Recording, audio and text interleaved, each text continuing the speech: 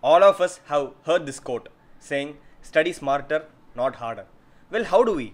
Since childhood, we have been taught to study, but we have never been taught how to study. So let us study how to study. To call this a very organized video, we need timestamps, and so we have it. Check in the description box for the timestamps and feel free to move around.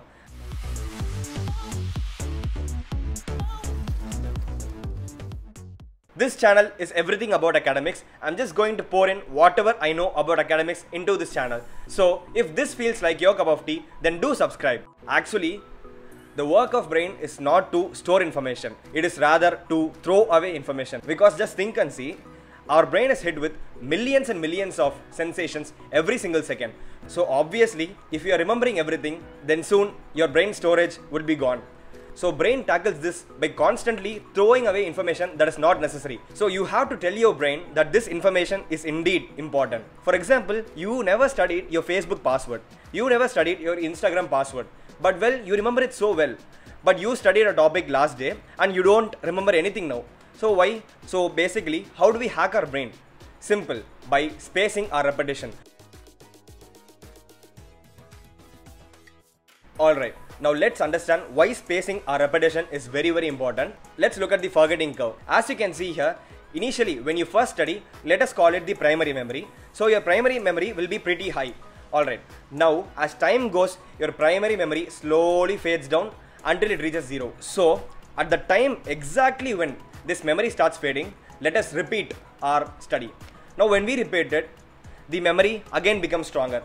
Then when the memory again starts fading, let us repeat. So this continues, and as you can see here, as time goes, the time taken between two intervals of repetition also increases. So for example, on day 1 you studied something, then you have to repeat that in day 4. Then you don't have to repeat in just another 4 days. That is, you don't have to repeat in day 8.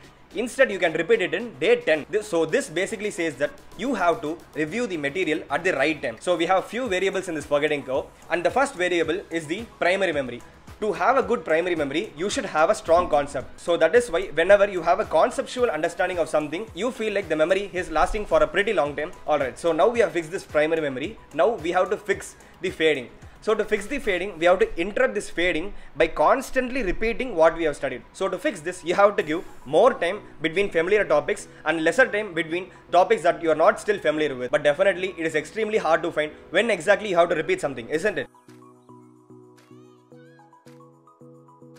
In this Ebbinghaus forgetting curve, we can clearly see that on the first day we have 100% memory, but it immediately exponentially starts decreasing till in a week or two we'll be remembering almost nothing. So the problem is here, you have to apply the knowledge exactly when you start to forget it. So definitely it is going to be difficult because you're actually starting to forget it.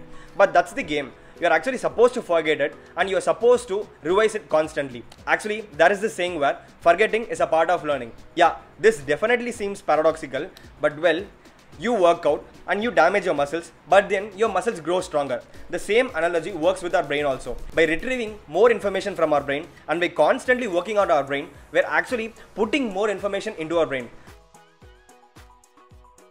I can just go on about the various studies that have been conducted in the spaced repetition.